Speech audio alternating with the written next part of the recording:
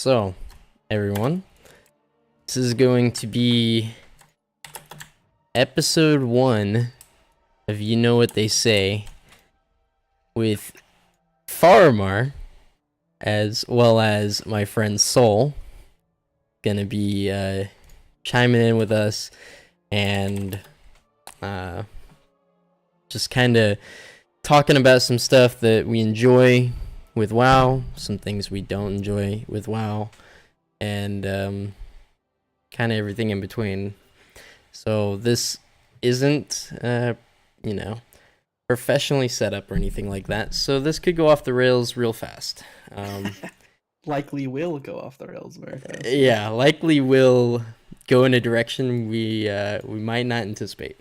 So, anyways, you guys know me. Soul, do you want to introduce yourself? Sure. I'm Soul, also known as Stormblessed on Twitch. I stream WoW, Mythic Progression. My guild's 8 of 9 right now. I've been playing WoW for, I don't know, fucking forever. A long time. I think it started in Wrath. But, yeah. Cool. So yeah, he's a cutting edge raider. I am not yet. I am just aspiring to be as good as him in the PvE scene. So we'll see what happens. Anyway, so we were kind of just shooting the shit earlier, and some things that I guess are interesting right now with WoW, because there's not a whole lot that is interesting with WoW, are the new Essence abilities that are coming out. Yeah. Um, The 8.2 ones. yeah. So, how do you feel about that? Because honestly, I think it's going to be kind of lackluster, but we'll get your opinions on it first here. I think that the essences could be really cool. I think I'd much rather have something like the essence system that they've proposed than the current Azerite system we have, because I absolutely despise the current Azerite system. Yeah, same. It could be really cool. It also has the potential to be really lackluster, like you said. If they don't do a good job of balancing it and making things unique, then everyone's just going to have the same, because basically every talent is the same across the class. So everyone's just going to have the same cookie cutter build that does the most damage, and there will be no variation. Yeah, I'm worried that they wanted to implement this new cool idea, but then they didn't really think it out with the fact that it just strikes me as lack of design, really. Like, it's just kind of a lazy implementation of something that potentially could be fun, such as, I mean, it's in the same boat as Azerite traits, in my opinion. Do you think it is an improvement over at the current Azerite system, or do you think it is worse or as bad? Um, I think I don't think it's worse because, at least from what we know about it, I don't think it's worse. But I don't necessarily think it is better. The thing that okay, so Azerite traits, right? The worst part about Azerite traits for me is the fact that whenever a new tier of gear comes out, I'm just farming for the exact same Azerite traits that I had the last tier. Obviously, with the Feral rework, it's a little bit different because they rework some of our Azerite traits. But if they didn't do that rework, I would just be trying for the exact same traits again. And Okay. I feel like that's shit. Like, Okay. honestly, I feel like that's so stupid. Um, so something I guess that's kind of cool with the Azerite traits is, I guess, once you unlock it and you get the drop, you have that option till the rest of the expansion, from what I understand. Yep. Um, Now, something that is kind of uncertain is the fact that I don't know if they are going to. So obviously, I think the difference between the tiers, right, between the commons and uncommons, and then the epics and legendaries, the main difference is between the legendary and everything else. Whereas the legendary, if you choose it as your active, it's gonna have some cosmetic appearance. That's Yes. gonna be supposedly awesome. And then the other three, the difference is mostly just the numbers. The effect Right. is the same. Yeah, so that concerns me. Okay. Because okay, I didn't play much in Legion, but what this strikes me as is another what were they called? Relics? Yeah. Mm-hmm. For the weapons, yep. Yeah. Relics. And I remember after, I got one that I liked, right? And then all of a sudden another one dropped and it was simply an item level upgrade. I was kind of disappointed if it wasn't something that I liked, but it was an item level upgrade. Well, So, so like you didn't play a whole lot, you said, but right. you kind of had to make a decision between, um, is the item level upgrade worth losing the trait that you like or the trait that's better for you? So it wasn't simply take the highest eye level. If that's how you were doing it, then Sure. Um, yeah, but another thing is, so something that was cool about the relics, I guess, was the fact that you could just constantly stack them. Like you could get like a 3 stack or whatever of the same. Yep. of the exact same one, and then like overpower it, and it's kind of what they do with the Azerite system now. I guess I can't compare it too much because I wasn't as familiar with the relic system, but it seems kind of like I don't know if I'm gonna be super excited if I go from like an uncommon essence to a legendary essence, but the legendary is not the one that I don't know. Yeah, I hear you. This seems kind of it feels like they're forcing redundancy, in my opinion. Like So, do you think that adding this system is a negative change in the game? that's That's actually really hard to answer just because there's so many negative things in the game right now. It's like I think new flavor is good. It's just for some reason they don't understand the player base. Like they don't understand what we want. Like I feel like this is kind of a medium point to what we actually wanted. Everybody just wants their artifact abilities back. Yeah, I mean, I would agree with that statement. I don't think there's any class that would feel worse for having their artifact ability back, except no, I think all of them would feel better with their artifact abilities back. I know I'd be playing Fire Mage if they still had their ability. Yeah. But And I'm not. and Fire Mage is in that boat, right? Where they either take the artifact ability or they take like the 3. No, artifact ability is literally never taken. It is worse in every way than triple fire blast. Right, but they have to choose between that or triple fire blast, and triple fire blast is clearly they gave us the option. the ability, but they didn't actually. They gave you the option. No, It's the exact same thing as Feral. They put ours on the same tier as Blood Talons, which is just ridiculous. Yeah. It's like, how is a 45-second cooldown supposed to ever compete with 100% uptime rips that are empowered, as well as empowered rakes, as well as empowered ferocious bites? Like what? So yeah, I think that the essence abilities maybe are cool in a sense of flavor, but I'm just not super hyped for them. So And what then would they have to do to make you hyped for this new system? what would they have to do make me hyped for it? Yeah. Um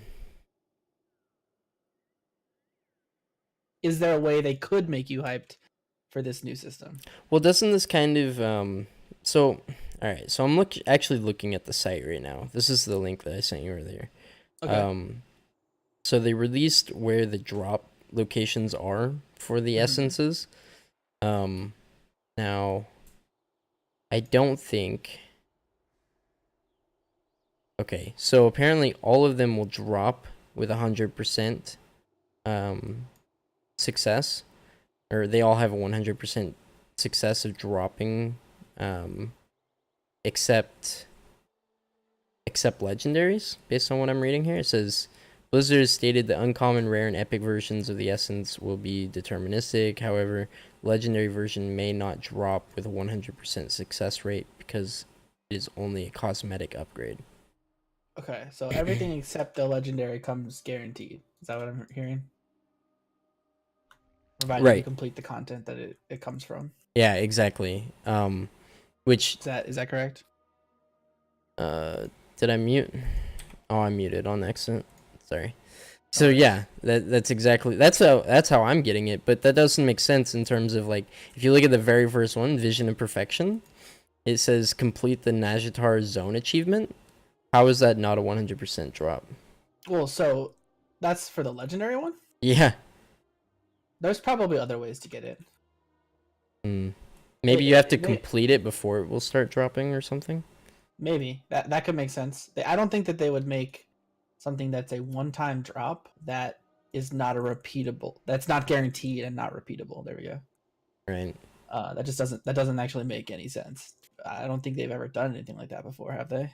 Where you can only do something one time, and it might drop for you, and if it doesn't, you're just SOL. Yeah, I don't think so. Not that I can think of. I don't know. Maybe I'm just reading it wrong, but that's what that looks like to me. So I don't know. Maybe they're gonna add some sort of grind to it. That's another thing, right? About this is they could have easily just given us fun abilities, like give us a quest line and boom, you unlock like like 3 fun abilities or something. But then they decided to do this, and everything's got a chance on drop, and you know you might get your best in slot, you might not. And, I mean, at least they gave us, I guess, clear chains of like what you have to do to get the one that you want. But then you've got some in here, like there's one that's like reach gladiator, then the next week claim it in your weekly PvP war chest. So that sounds like the PvP specific.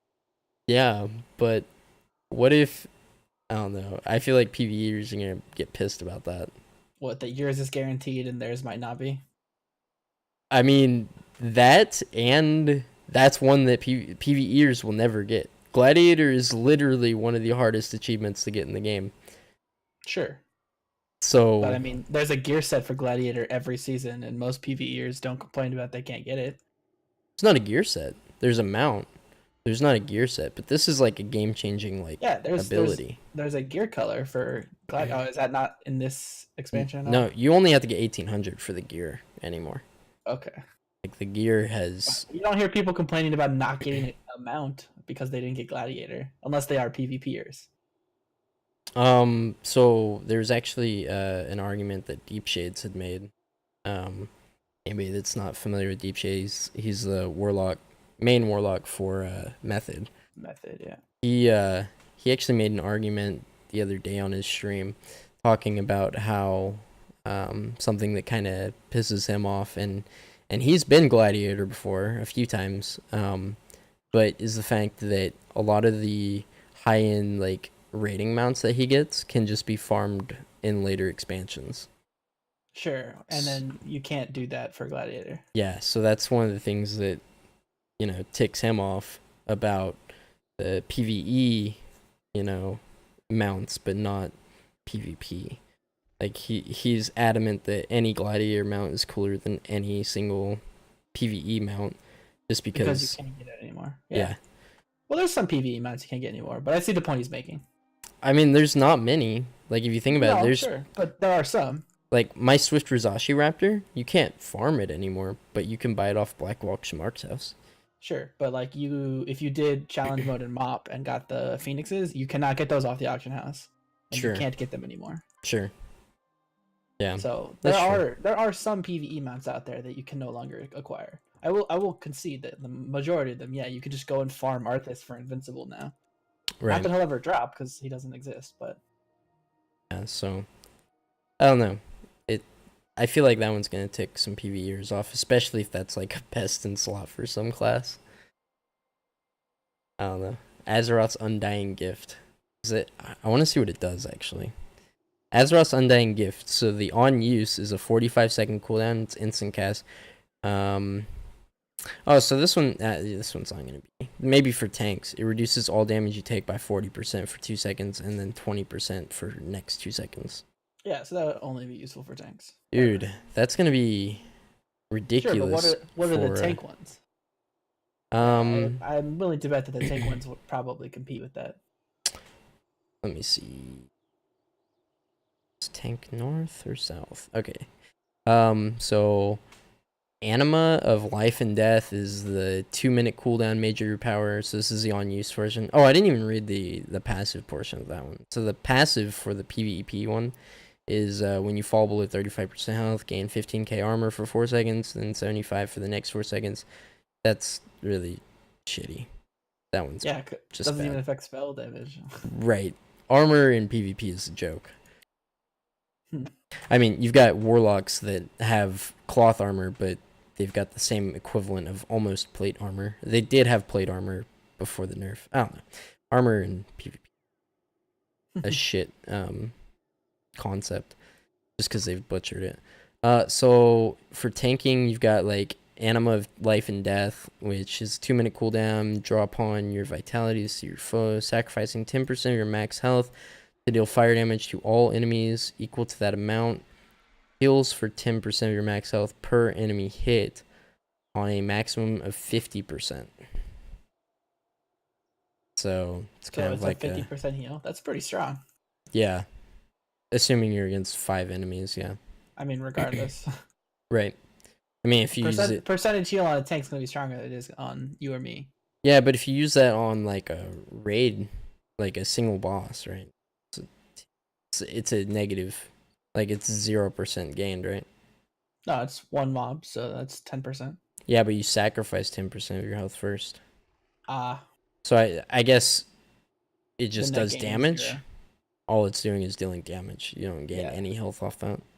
And then the passive for it is Azurite courses through your veins, yada yada yada, RPG, and increase maximum health by 3,400 every 4 seconds, stacking up to 15 times.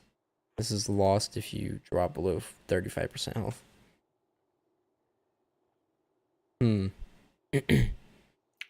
Wait, can you read that one again? Sorry. It's so you know the diamond refracting prism? Yeah. It gives you the shield every second or every whatever. Mm-hmm. So this one's like that, except it gives you maximum health up to a stack of 15 times. And then if you drop below 35% health, you lose it all.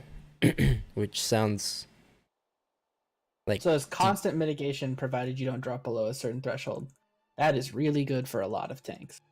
Yeah, but if you drop below 35% health and all of a sudden all that health just drops off, like, do you just die? How often do tanks actually drop below a certain threshold of health? Like, so for your prog tanks, right? Like, how often do you? I mean, you're a DPS, you're not like watching their health constantly, but how often do they drop extremely low? In my group, it's not very often at all. Yeah, sure. Especially if you're like a brewmaster. Yeah, or a DK or a warrior. I would say warriors drop lower than most. Once their mitigation's down, they don't. I'd say demon hunter and paladin drop lower than most. Because demon hunter is just insanely spiky because they're not exactly powerful right now. And then paladins have the strongest cooldowns in the game for tanks. But outside of their cooldowns, their mitigation is less good than everyone else except for Vengeance. Yeah, what is Vengeance? I don't even know what Vengeance main cooldown is. Obviously Metamorphosis. So their equivalent to shield block is called Demonic Spikes. And it increases their parry and armor by like a lot. And it's a strong ability. Like they take very little damage while it's up. But outside of it, they are made of paper. They're like they're basically a Havoc Demon Hunter if they don't have that ability up. Wow. And Havoc is not a good tank. Surprise. Speaking from experience.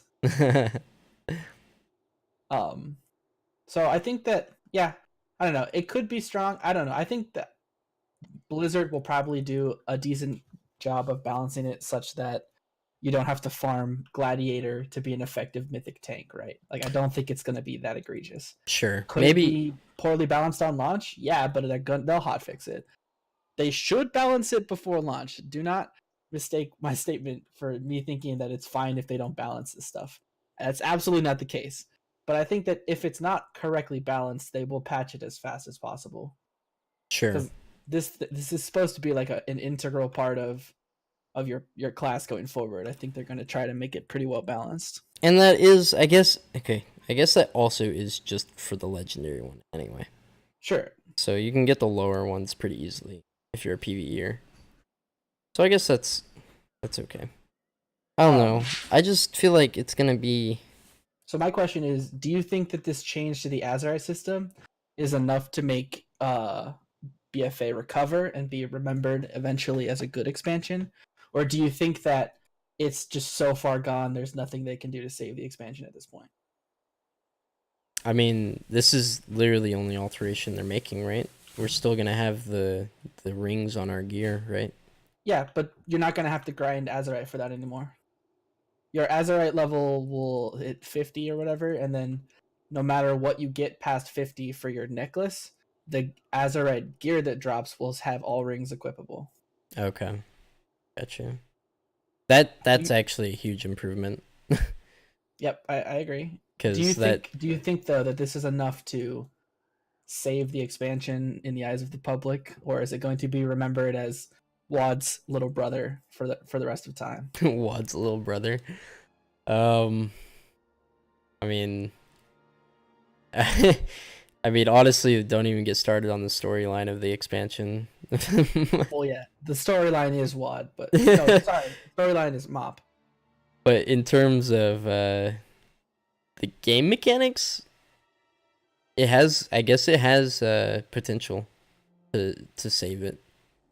I think there's a lot of people that are already too far gone with this expansion that they just aren't going to come back. But I think this is. So, do you think that if Blizzard makes enough of a turnaround with this particular new change to the system, that people will come back when the next expansion happens, or do you think that they've burned too many people and they aren't going to get the kind of resurgence they normally do when a new expansion starts? I think that I don't know if this was planned or if this was an accident, but I think that the vanilla release is going to resurge enough players, and then if they fix this Azerite shit in time and the gear system's actually fun again, which I'm not even accounting for Titan Forging and War Forging, but if this portion seems drastically better if I don't have to reform the same Azerite traits, and I think a lot of people will agree, you still have to farm the exact pieces though. Yeah, so even though you'll have the Azerite required to equip whatever piece you get, you're still going to need new 495 or whatever gear that has your new traits. Yep, you're still have to get lucky. You're going to have to refarm no matter what. Yes. And I guess they're taking one unfun aspect out of it, right? Where you have to reform all your shit. But yeah, to answer your question, I don't think so. I don't think this is gonna save I was about to say WAD. I don't think this is gonna save BFA. I think WAD's probably gonna be remembered as bad no matter what this expansion does. But yeah, I don't think that it's gonna save I don't think it's gonna save this expansion. Because I mean I just said 2 extra things, right? I mean the War Forging and Titan Forging also feels bad. The fact that you have to get lucky and get the pieces that have the traits, right? That feels bad. Yep. Honestly, they get rid of one of those, maybe it feels better, because then it goes back to the old system, back in the day where you had to be lucky to get the piece of gear you wanted, right? Yeah, I was about to say, I think in the interest of fairness, I should point out, you've always had to have some measure of luck in getting the gear you want. If you're talking about top level gear, even when Justice and Valor points existed, you still had to do the raid to get the highest level gear possible. So sure, I agree. And I mean, looking at vanilla, right? There's a lot of ridiculous crap that as a feral druid that I've been looking at that I have to do to optimize my DPS. I think that I don't know. I think we hit on it in a previous conversation about I think people were just bad back then, And Yeah. you were saying this, people were just bad back then, right? So classes just weren't ignored altogether. And Yes. druids were one of those classes. Yeah, Um, I think that when Vanilla WoW returns, there will be a lot of people who have memories of the way Vanilla WoW was, and their memories are extremely tinted by some rose-colored glasses. Now, is that a bad thing? No, not necessarily. That could be the reason they have such fond memories of the game. But I think that some of the details that people remember, or some of the the annoying parts of vanilla that people have just mentally glossed over, are going to be an interesting like awakening, like rude awakening for some people, because some parts of WoW have been modernized for a reason. And sure. not everything about vanilla was the greatest thing since sliced bread, right? Now there are some aspects of vanilla that I like, but wait, going back to my point about like this gear system compared to that gear system, like I was watching this video about how ferals would optimize in vanilla, and I guess people did this in private servers. This is probably not even thought of back in vanilla day because I mean the internet wasn't where it was. People weren't sharing information the same way. But like you'd have to go and you'd have to get this helmet that would give you 35 energy whenever you'd shift forms, right? And then you'd also have to go to Nomerigan and you'd have to farm this mace, and the mace would give you plus 50% attack power, and it was like a level 29 mace, right? But the way ferals were designed back then is the weapon didn't mean anything. It was simply the stats on the weapon, and so the 3 charges on that weapon, and they did not recharge, was one of the ways that you had to optimize your DPS, because the 30 seconds of 50% increased attack power was just too good. You literally would have to have like stacks of those in your inventory for a raid night. I'm not sure if that's gonna feel too good, you know, to farm all that. Yeah. Yeah, So that's that kind of farming sounds like exactly what I was talking about. Something that people are going to have to do, that if they really want to compete, like, and be like, you know, a progression guild in vanilla or whatever, they're going to have to do stuff like this, and it's going to be rough. Can you yeah, imagine farming a level 25 dungeon Nomergon for your level 60 raid? That sounds less yeah. than ideal. I wouldn't be too excited about that. And honestly, when I play vanilla, I probably won't do that. Maybe I'll get it once or twice, but I don't think I have the endurance to go and farm that before every raid night, you know? Hmm. So, and that's even if I'm invited. I feel like there's so many stigmas to so many classes in vanilla. It's kind of, you know, just bullshit, but Do you plan on playing vanilla on launch? uh I do. How long on launch I'll play it, I don't know. Okay. I feel bad for. Okay, so there's a few things that I've been considering on launch, right? Um, One, I don't know if I want to stream it. I only have, you know, a few people who will probably watch me, but I don't know if I want to stream it because you can get sniped. Two, I don't know what server to pick. You want to pick a populated one, right? But if you pick one that has like a big name streamer on it, like Swifty or Soda Poppin', like that server's gonna just be slammed. And Okay, but isn't one of the things that people tout as one of the huge benefits of vanilla the busy servers, the fact that there was always people around to do stuff with? Is it really a downside? There will be people everywhere. I mean, it's the way that the crowd kind of comes together, right? If Okay. everybody is simply spoon feeding these few streamers, right, then it's gonna feel a little weird, and the server's gonna be a little bit, you know, lopsided. Okay. But Yeah. if it's a huge amount of people and everyone's trying to better themselves, right, and there's several different guilds on the server, that'd be cool. I think that would be really cool. I Hmm. don't think that's how it's gonna play out, though. I think that once a big name streamer picks a server, and there will probably be a few of them that pick all the same server because they want to play together, right? Right. I think that's gonna, I don't know. Although they could spin it off into something cool, right? You Do you got think like, there will end up being a server that everyone like conglomerates to for PvP?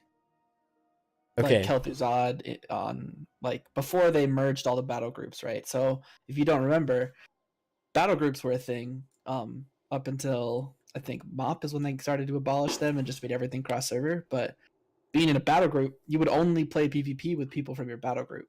You right. wouldn't you wouldn't end up in PvP with someone from Kel'Thuzad if you were on Bone Chewer, right? Yeah, I do remember that.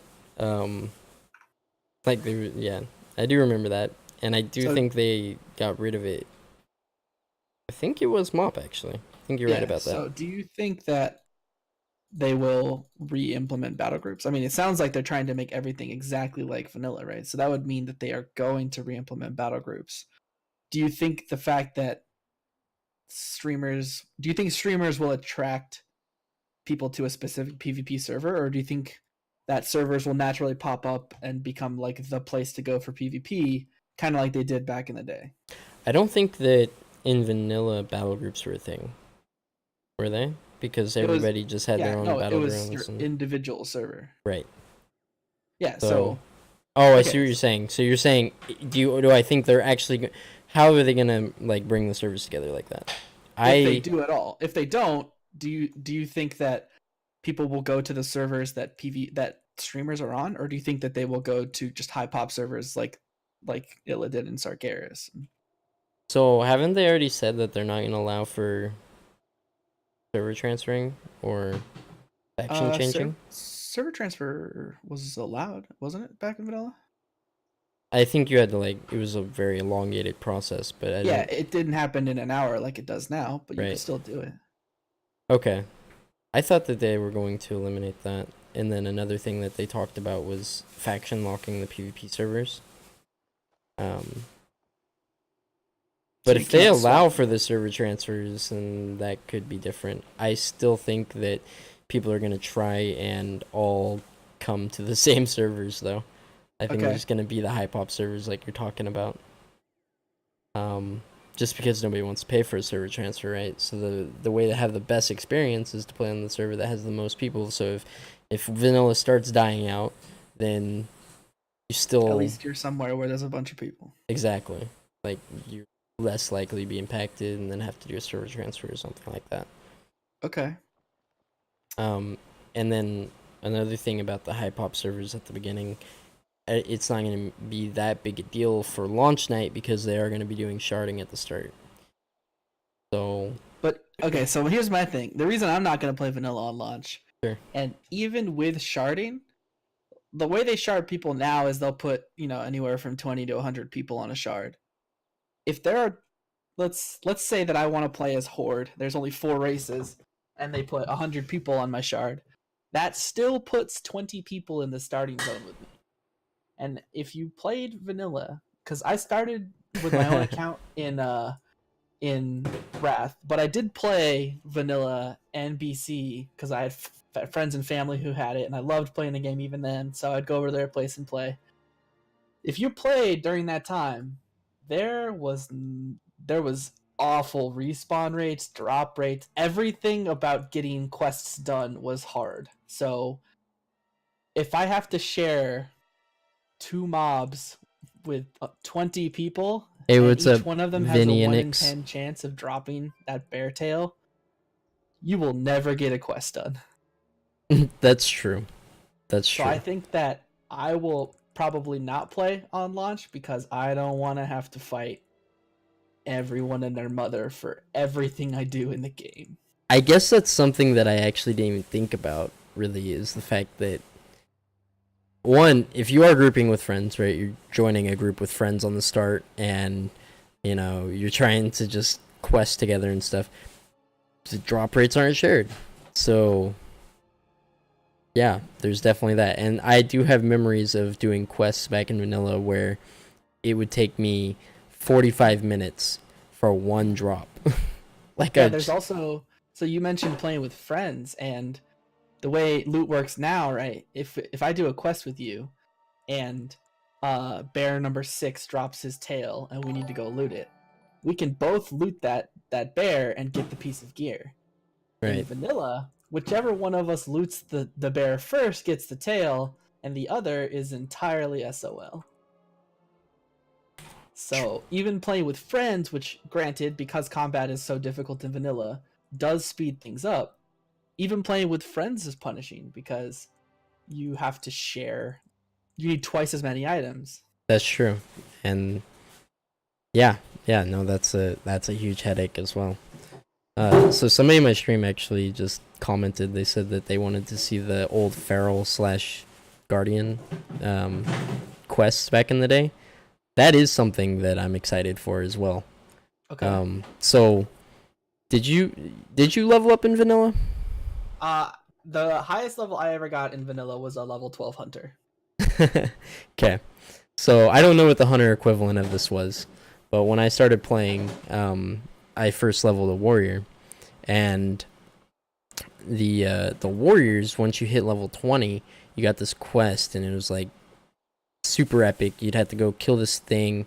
I was a night elf warrior, so you had to go kill this this mob. I think it was like a harpy or something. I can't remember exactly, so forgive me if I'm forgetting details. But you'd have to go kill this mob, right? First of all, you'd get this quest from the warrior trainer. I think it was actually level 17 or 18. And you'd get this quest from the warrior trainer, and you'd have to go kill this mob in Duskwood.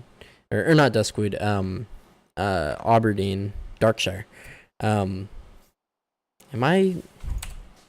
butchering this right now.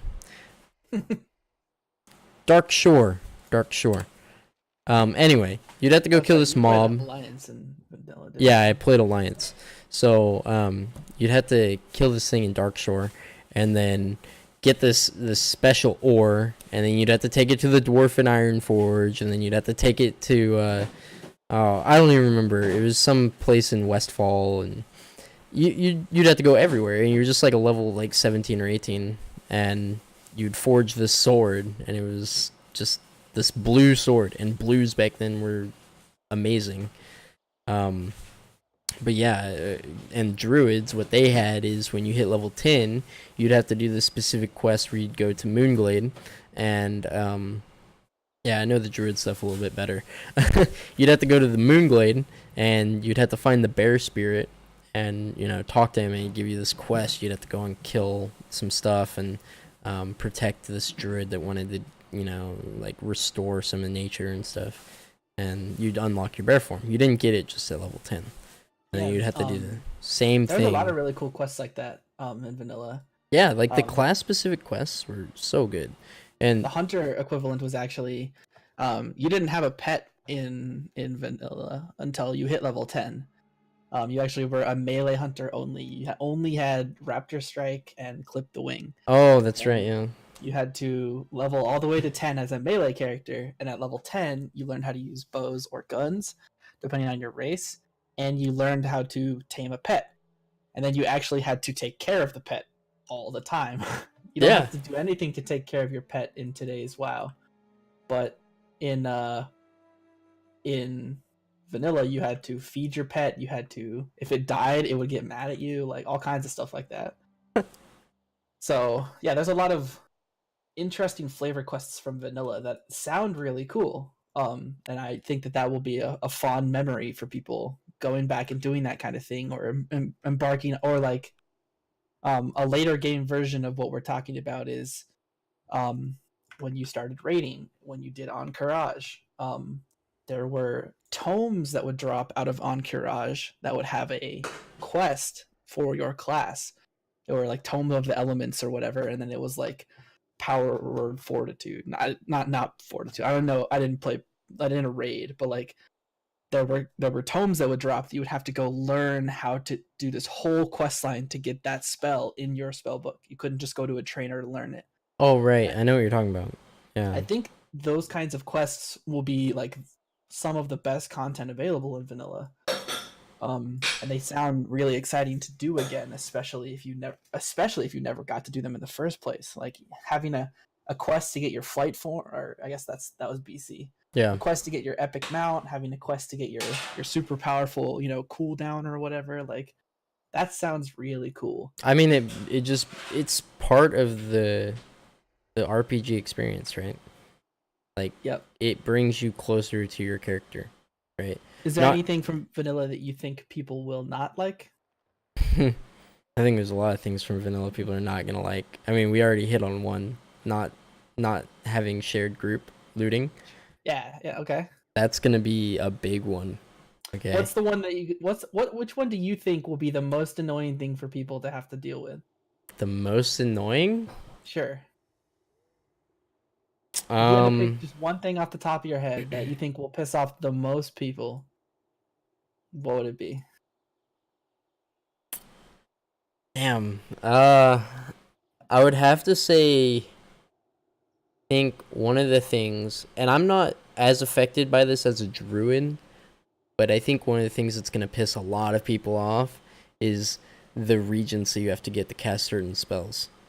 Okay. Like, I remember like mages. Yes, mages had to get light feathers to cast slow fall.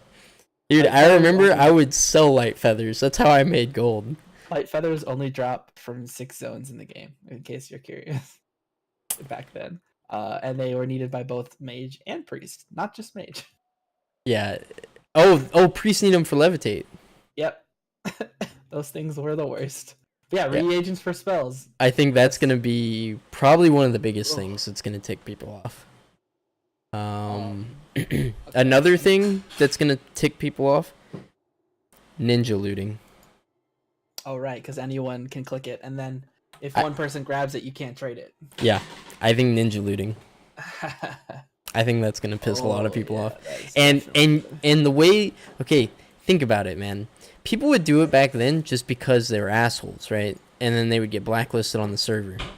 Now, people are going to do it for the memes, dude. For the YouTube compilation. Exactly. Like, that's going to be a thing.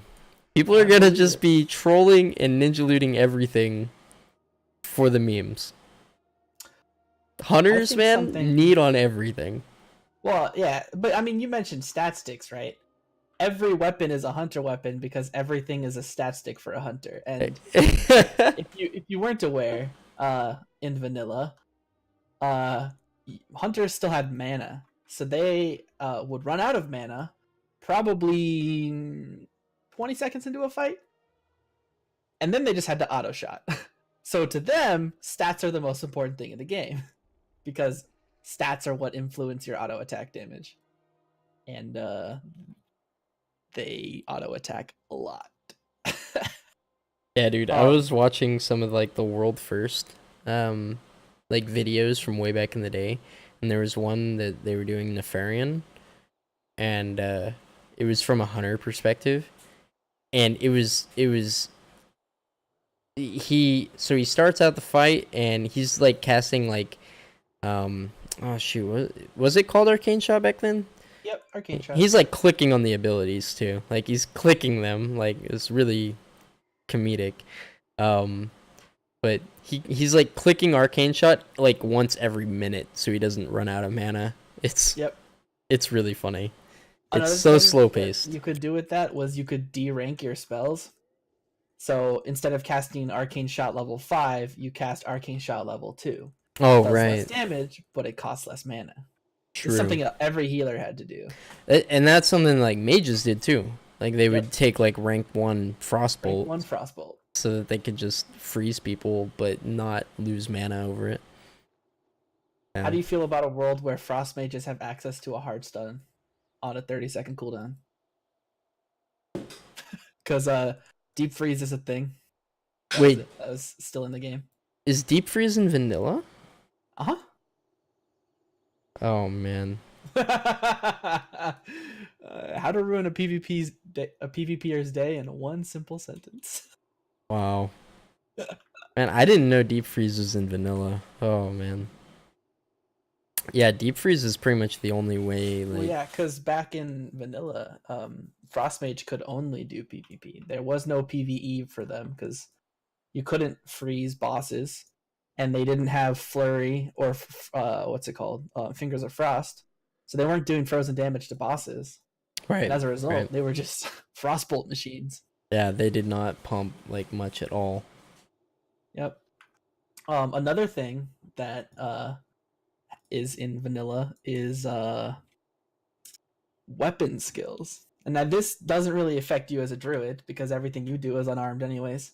But for all those warriors and rogues and shamans and stuff who want to do melee, have fun using your two-handed weapon, your two-handed sword, and then you get this super epic axe to drop, and you have 0 out of 400 axe skill, and now you have to go grind that out for days at a time until you can wield the weapon you got a week ago. I think that's definitely gonna irritate some people, but in my opinion, I think that's kind of a fun part of it. It's kind of just like character development, you know? Just another thing that I think it's cool from a character development standpoint, but when you get a shiny piece of loot, and because we already talked about how loot is so easy to steal and how also raids drop 2 pieces of loot for a 40-man raid in vanilla. So did they when only you do drop get 2? Yeah, every single boss drops 2 pieces of loot in vanilla. Oh god. So 2 people, 40-man. That's why DKP became a thing, I mean, and then became such a meme as well.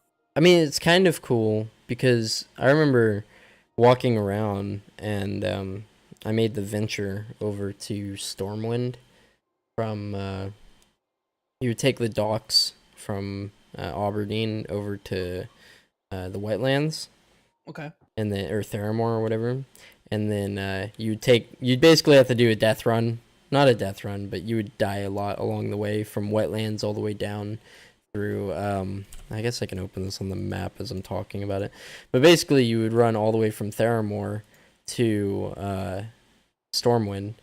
Well, you'd go to Ironforge and then you take the tram to Stormwind.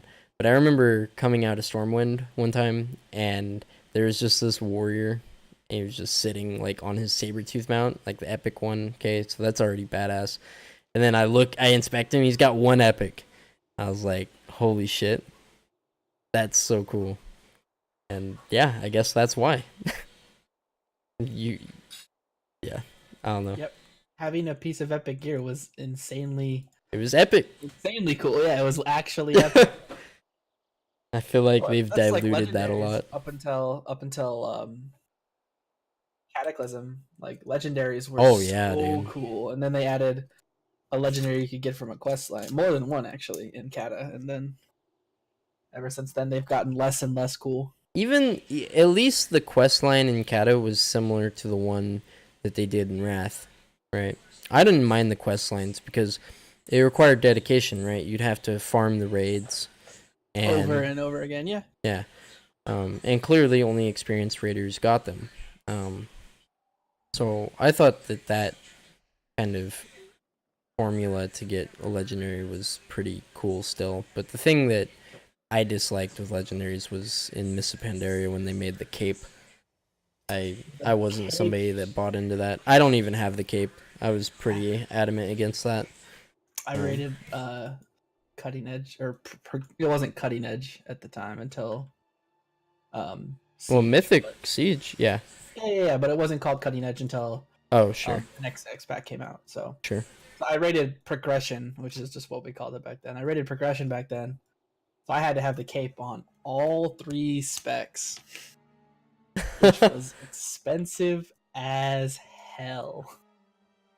Right, because the first one you unlocked was free. Yep. And then you had each one after that you had to pay gold for. Yeah, and it was didn't you a also have to lot. buy the gems that socketed into it? Yeah, so the legendary gems were from earlier in the expansion, and Yeah. I didn't really have a raid group back then. But yeah, there were legendary gems that had to go into prismatic sockets, the shot touch gems. They Yeah. were very strong. So it's definitely not as epic as I mean that's the worst form of legendaries I think they've ever had. The RNG drops from Legion is probably second worst in my opinion, but I definitely think I definitely think if they think had used a word other than legendary for the system in Legion, people Sure. would be fine with it, like totally fine with it. sure. I agree. But They were not think that- legendary though. did They you were play Warlords of Draenor? I played it a little bit. The legendary quest for that was even worse. Oh yeah, the ring. The ring. I didn't do And the ring also, quest it was either. an even less cool legendary than the cape. At Oh, least the cape, like, you would have like effects appear around your character, and cool stuff would happen. Like if you were a DPS, Zwen would appear behind you and like claw the crap out of stuff. that's The true. ring was a raid cooldown that your raid leader Oh would yeah, put. one person pops it, everybody's pops, right? Yeah, your raid leader would push this button to make your raid do more damage. Like Yeah, it was so bad, dude. that sounds awful. So I think that having gear be really, really epic is going to be a cool thing. I Yeah, I also agree. think there are a lot of people now who are used to having their entire character in purples by the end of week 3 and of a new expansion who are gonna like be bummed out that they're gonna be wearing greens or like sometimes blues into raids, or that Honestly, they'll have to go to Molten Core, and when they find out that they're going to be doing progression for Molten Core and they need to go farm a level 26 mob in the hinterlands because it drops fire resist gear and that's going to be their raid gear, they're going to be sad. yeah. Yeah, honestly though, I think that that is cool.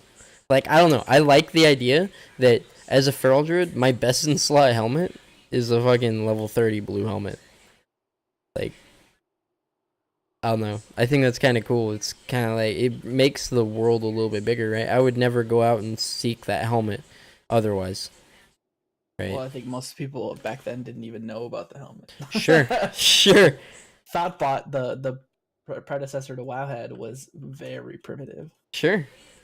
So There was a so this wasn't in vanilla, but this was in Burning Crusade. There was this staff that feral druids would go for, and it simply it was called like the staff of. It wasn't the staff of beasts, although that one was also one of them. But there was a blue one while you were leveling, that it increased your attack power when you were shapeshifted. So like other classes could get it. Yeah. Yeah, it was kind of flavorful, right? There's yeah, not really any of that anymore. And that was a good weapon at level 70 as well because of the attack power. Um, but the Staff of Beasts was obviously the better one, but that required you to do the Ring of Blood, which was actually challenging back then. So the Staff of Beasts was actually the, I think, Ring best in of slot. Blood was one of those quests where it had like you need 5 people for this, right? Yeah, yeah. Yeah, okay. And people actually died back then. Like, Yeah. the quest now is if you play it well enough, you can just 1v5 it. Like, but I don't even think they do Ring of Blood quests anymore. They stopped doing that after Kata, I think. I don't think there was Yeah, one in Mop. I think you're probably right. But yeah, I don't know. I liked that kind of flavor that they would give things, but maybe it was just specific for feral druids because Well, I know you mentioned you didn't really like the Legion Legendary system. And while I agree that there were problems with it, like the whole it can come out of nowhere and you just get it and then it could be your best in slot, like there were problems with the system. I think that the reason that a lot of people liked it so much is that once you started to get some of the legendary pieces, there were unique gear pieces for your class that you could use to customize how you played the game, right? If you could get a legendary in Legion that let you increase your attack power by X% while you were shapeshifted, wouldn't you run that just because it sounds so cool? Like that kind of stuff was the reason the Legion Legendary system was liked by a lot of people. Most people don't like the way you had to farm them, but it was still very cool to have gear like that. that's actually a way different perspective on the legendaries, and I appreciate that. Yeah, I could actually see how it's cool from that perspective. I still don't know if I like that it's RNG from everything, but I definitely can see why that's pretty cool.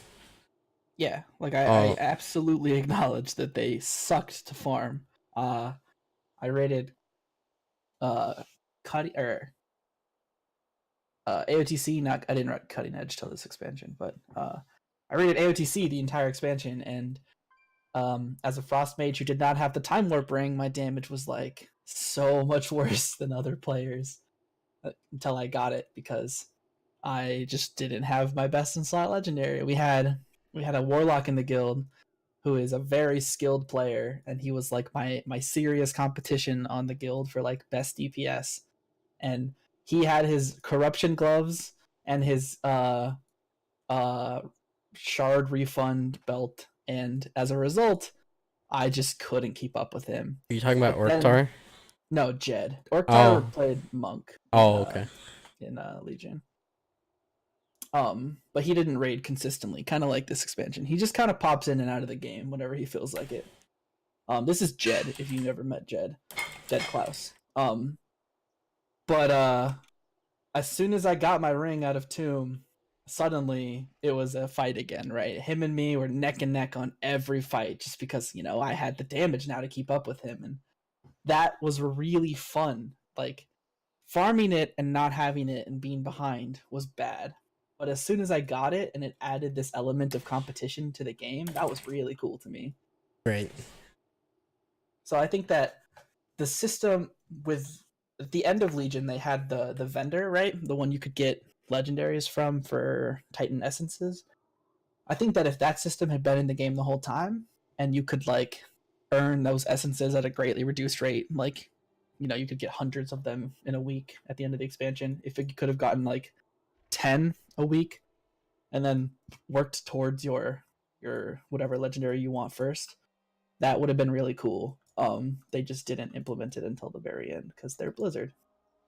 Yeah, and like I said, maybe one of the biggest reasons I dislike it is because they call them legend. They would have Yeah, just called them like ultra rares or something. Not put them on the same level as like a Thunder Fury or a they Frostmourne. could have just called them mythic gear, like, Sure. or I don't know. That could be confusing because there's a mythic difficulty. They could have called it. Let's see. Ultra rare. Ultra rare sounds like you're playing Street Fighter. What could we call it? Chat, help us out here. What could we call something like the Legion legendaries so that they're not called legendary, but they are appropriately named as good, unique gear? Speaking of chat, by the way, I stand corrected. There was a Ring of Blood in WoD, and apparently Freehold has a Ring of Blood. So Really? yeah, I didn't actually know this. I wonder if I did it. I don't think I did. I think I was Definitely didn't do done. the Freehold one, but I have Lore Master of Draenor, so probably it's there. I'm trying to think of where the. Oh yes, of course they had it in Warlords of Draenor, because it's in the exact same spot. Just in, Yeah, it's in Nagrand in the Yeah. little ring. I remember Yeah. the ring. I just didn't know if that was called the Ring of Blood or not. Yeah, it is. Called So the Ring my of Blood. chat, It's in the exact same spot. my chat thinks the name Legendary is fine, and that arguing about the semantics of it is silly. Yeah. What are we Maybe. gonna do? Start changing mounts? And I don't know. I think that there's value in the word legendary because it's always been like the top tier of gear.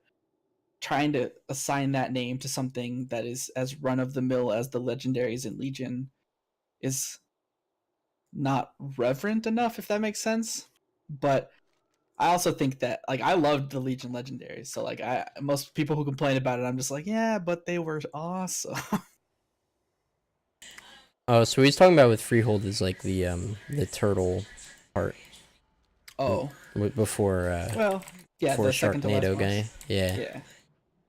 Yeah, Which I guess is similar, but it's not the yeah. same. It's not a Ring of Blood quest though. Yeah, like the thing that was original ones were awesome about literally called Ring of Blood.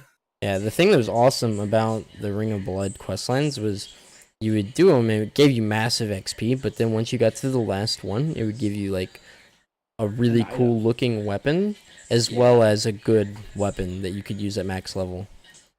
So that was kind of what I enjoyed about Ring of Blood. But yeah, I totally get the similarity in terms of like the layout of the arena and stuff. But yeah, going back to vanilla, I think it's very cool, and I'm really excited that the epics and stuff are actually gonna be epic, and people are actually gonna want rares. Like blues are a thing. Like I don't know. I think that's just cool because then not everybody's just going for straight purples, right? Everybody wants the most optimal stuff, even if they have to sacrifice item levels for it, which this game has been kind of shifted on its head in terms of that, to where you have to hit max level, you have to do the latest content if you want the best stuff, and that's that, right?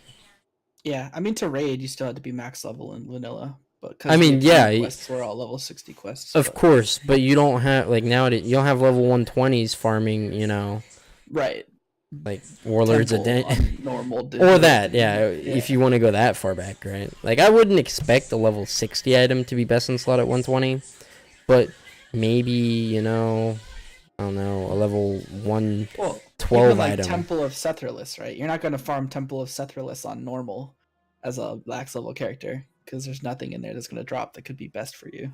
Sure. Yeah. I mean, you're going to farm it on a Mythic Plus, right? Yep. So I think I came up with the word. They could have called them fabled items or like fabled staff, fabled belt, whatever. Fabled would have been cool. That way they're not legendaries, but it gets the point across that this item is super cool. Yeah. No, I like that. I think Fabled is awesome.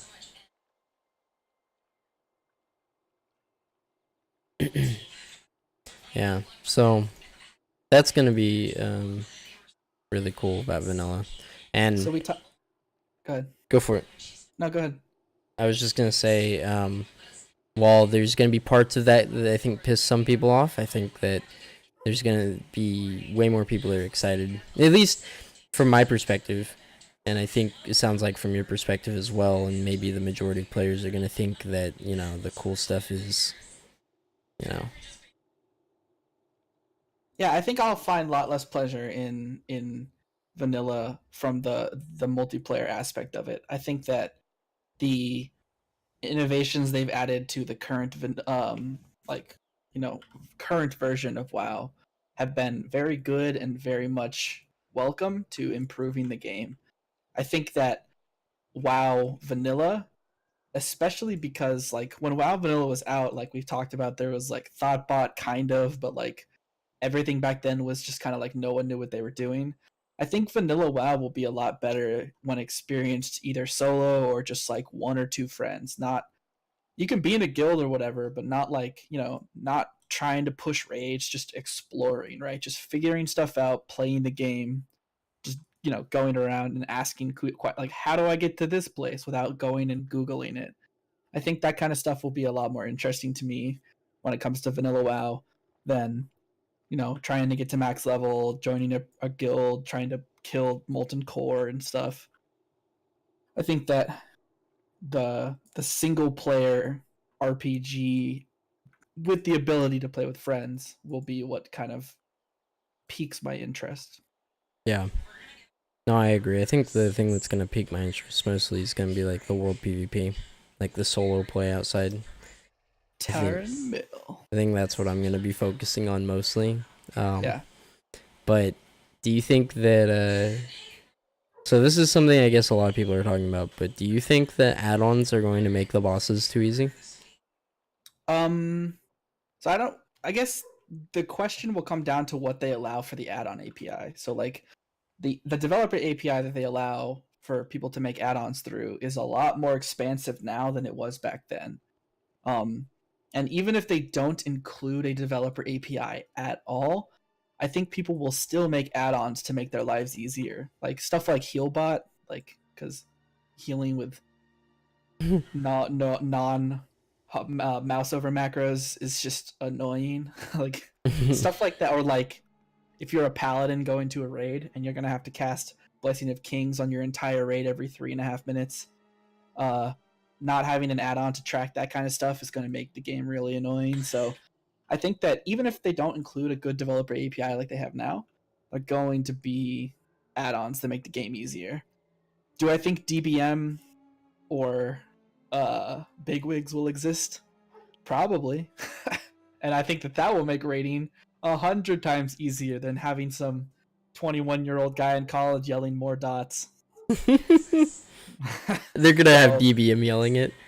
Yeah, that's gonna be part of DBM Onyxia. breakdown. More dots, more dots. Stop dots. That's a 50 DKB minus. Apparently, there's DKP minus for the raid lead. Right. It's gonna do the calculation. It's gonna be integrated into the DKP. Apparently, there's already DBM's already working on the vanilla version. Yeah, I believe it. I mean, there's a lot of money that they can make there. Right. Damn. Yeah, I don't know, man. I don't know. Like, I want the fights to be difficult, but I don't think they will be, man. I don't think so either. Like, if you look at I understand that like everything was tuned around stats, but like, if you take a look at the mechanic list for Ragnaros and compare that with the mechanic list for Mythic Gahoon or even Heroic Gahoon, there's night and day. It's night and day. Oh wow, they actually oh, they didn't. Okay. I was gonna say I was going to look if they added the fight breakdowns to the in-game like adventure guide. Mm-hmm. They haven't for like vanilla and stuff. I don't think they did for Burning Crusade either. I think the earliest they've actually added those in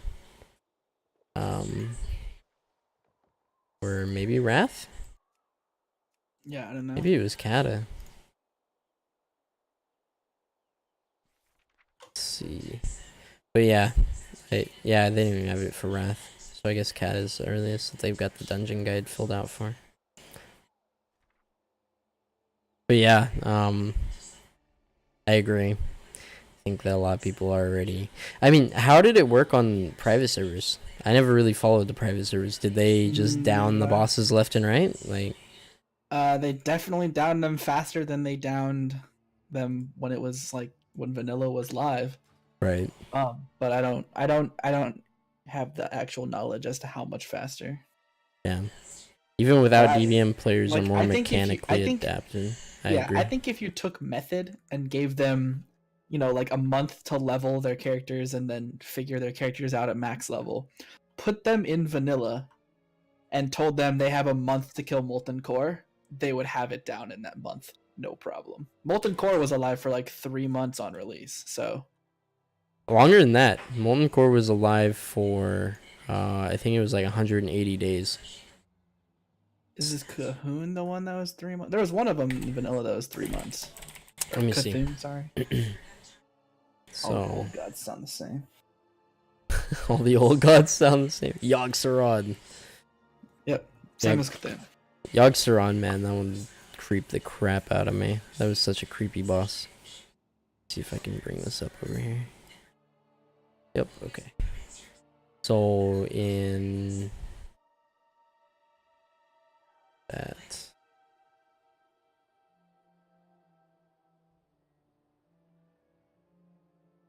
So in vanilla, the Onyxia lived for 69 days. Nice. Molten Core lived for 154 days. Blackwing Lair lived for 77, which is insane because Nefarian is such a epic boss. Like, that fight is really cool in my opinion. Like, just the long phases and stuff. And then Encourage was alive for 113 days. Okay, so Nefarian was the 3 month one. Okay.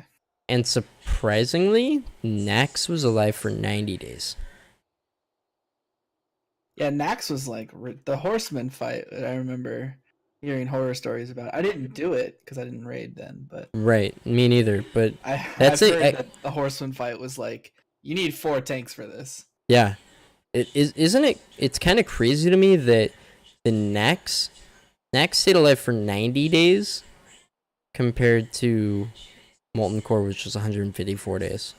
Do you think they will add dual spec to vanilla, or they'll leave it like it was? And because dual spec was okay, that's gonna be all right. I've got to say that's gonna be the number one thing that pisses people off. Yeah, that's it right there. Dual spec. You want to change classes? Yeah, hands down. Give me all your gold. Hands down, number one thing that's gonna piss people off. Me, especially as a druid. But I mean, you play Feral. That's it. I mean, it's true. But, you know, as a druid, I still want to explore everything. But that's true. I did just end up. And maybe this is one of the. Dude, maybe this is one of the deciding factors for me of why I actually decided to stick with Feral was the fact that I could do almost anything As one and class. not have to change my spec repeatedly. Yeah. Yeah. Okay. Maybe that was. I don't know. I'd have to get into my 12-year-old psyche, but maybe that was something that did it. Yeah. That's also a good point, Vinix. People have PCs that can handle 40 men pretty easy now. Yeah, Yeah, that's true.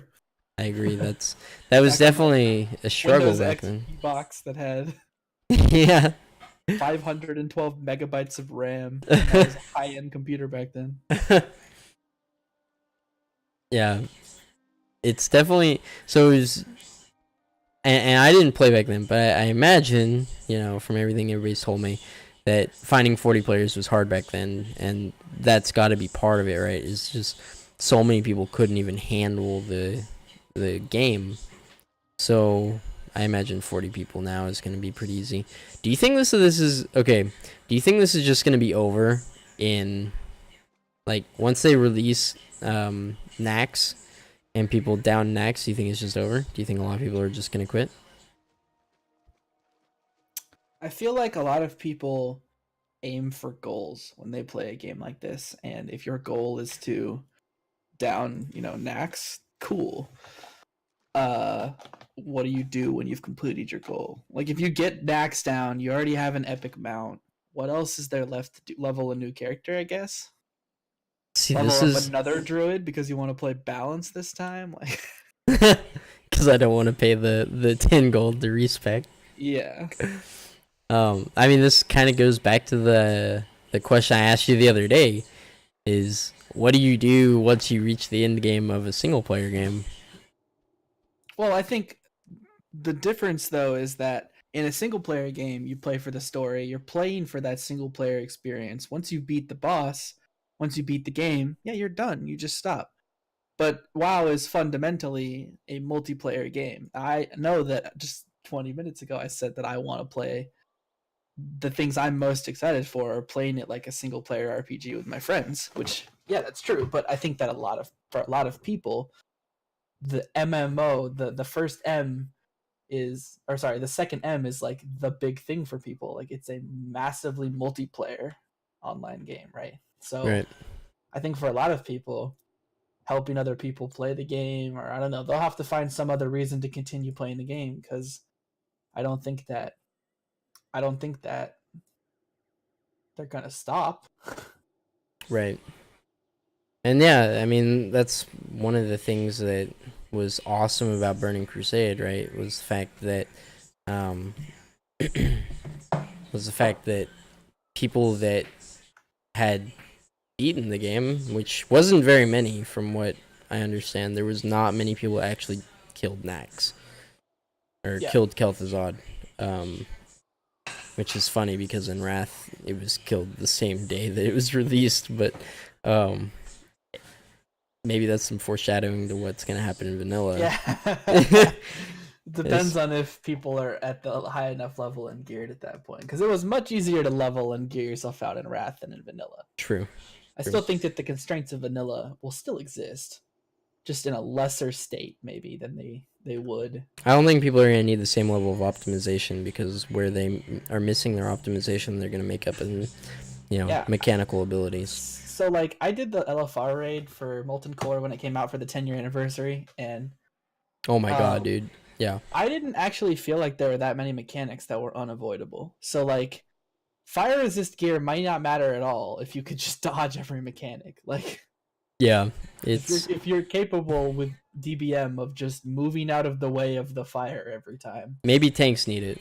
Maybe tanks will need it, and that's it. Like, yeah, it's very possible that we just get a day one kill of Molten Core.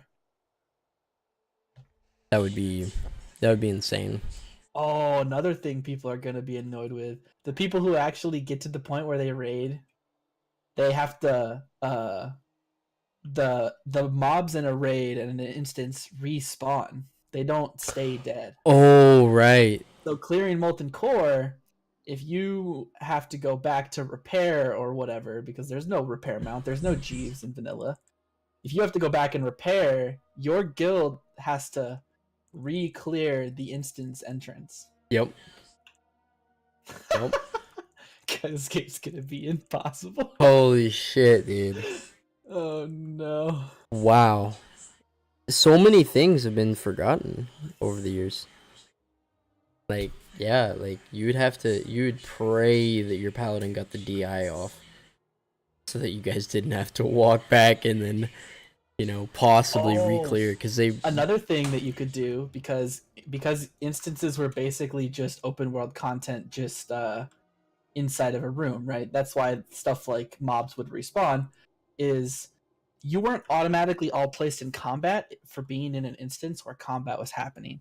So something you could do was you could have a healer stay away from the fight and just res people as they died. Really? Yeah, because you were in the Molten Core instance and your team was fighting Ragnaros, didn't mean that you were in combat with Ragnaros. So if you stayed away from the abilities, didn't get hit by anything, and were far enough away that you weren't on his aggro table, you could res your teammates as they died. Wow. I didn't actually know that. Did that bring you in combat once you res them? Nope, because they're dead. They're not in combat. Wow. That's interesting. So you could just res people. That just sounds broken. That doesn't sound... Look, there's a lot of things about vanilla that were broken. That is True. The way that I would describe vanilla. True. So that's another thing. Yo, what's up, Tux? How's it going, man? Existed through BC, I think, because that shows up in the Illidan quest in Legion, where you play as Illidan. There's a healer who stands out by the door and just reses people as they die. Really? Yep. Never caught that. I guess I was never looking for it. Wow. Man, I'm sure there's other things, the crazy stories from vanilla that I just haven't thought of. So would you say that most of your anticipation is just the world experience, not so much the raid experience? Because the raid experience absolutely. Sounds like a... So here's the thing. I think that so we talked a lot about the current expansion at the beginning of the stream. And yeah. I think that the best thing about the current expansion is the raid experience. Now, I'm obviously saying that from the position of someone who's been on a raid team the entire time and is pushing cutting edge content. That being said, I have not been on a cutting edge progression team the entire raid. I've been on an AOTC group the whole time, but I wouldn't say it's unfair to say that you and I and a few select others kicked and dragged that team through cutting edge or ahead of the curve progression unwillingly. So I have been in groups where people aren't pulling their weight, and been in groups where people are significantly better than I am. And I think that raiding is the absolute best part of this expansion. I think that it is effectively the saving grace of the expansion, and without raiding being so good, I seriously doubt that I would still be playing WoW right now, just because there isn't all that much else that currently holds my attention about the game. Right. So I think that if I want to raid, I will probably continue to play modern WoW, because I think that if there's one thing that Blizzard has gotten better and better and better at over the years, it's raid design. And I honestly think that this raid and Gahun, the first raid of the expansion, are like the best raids that I've ever played. Like I can't actually think of where, like, from a entire raid perspective, that there is a raid I like better than these two. Really? Yeah, can you think of a raid that you think is significantly better than the two we've had this expansion? I mean, I think I have some rose-tinted glasses about some fights. So I think that there are some fights that have been more epic. Like, I still think the Arthas fight is the most epic thing WoW has ever created. Dude, I loved the Lich King fight. Yeah, especially, like, if you didn't know, like, if your guild didn't, or if your server didn't have a guild that killed it yet, the release, and your team makes it to the end, yeah, and you all die, and you're just like, what the fuck? I thought we had it. That actually happened to my team. Yeah, same. We all released, and we were just like, wait, what? Is it bugged? Right. So, like, we had no idea what was happening. I think that there are some moments throughout WoW's history where some fights like that have been absolutely truly amazing. But I think that on a entire raid, like looking at it holistically, the two raids we have this expansion are the best we've ever had. Throne of Thunder is up there. Siege of Orgrimmar, despite the fact that it was a billion years long, was also a very high quality raid. Hellfire Citadel, despite the fact that we had to wait forever, like just like with Siege before the next expansion, was a very good quality raid. But these two, this expansion, have just been top tier. Hellfire was fun. I rated that one for AOTC, but I wasn't there for the progression except for Archimon, but um yeah, I'm trying to think. So like fight wise, like with mechanics and stuff, I could agree. Like the Jaina fight I'm really enjoying right now. It's truly a difficult fight. Yeah. One of the fights I really enjoyed in the current raid. Well, I guess I can't say current, but one of the most current is Opulence. Mm-hmm. I think Opulence was a really fun fight. Like it was super interesting how you would get split off in two directions. One direction was clearly easier for range DPS, and one was clearly easier for melee DPS. And But you still had to know the whole fight because you get swapped around. Exactly. So you'd try and optimize, but like Mythic version, you would get swapped anyway. It didn't even matter. So yeah, that's a great example of interesting encounter design. I agree.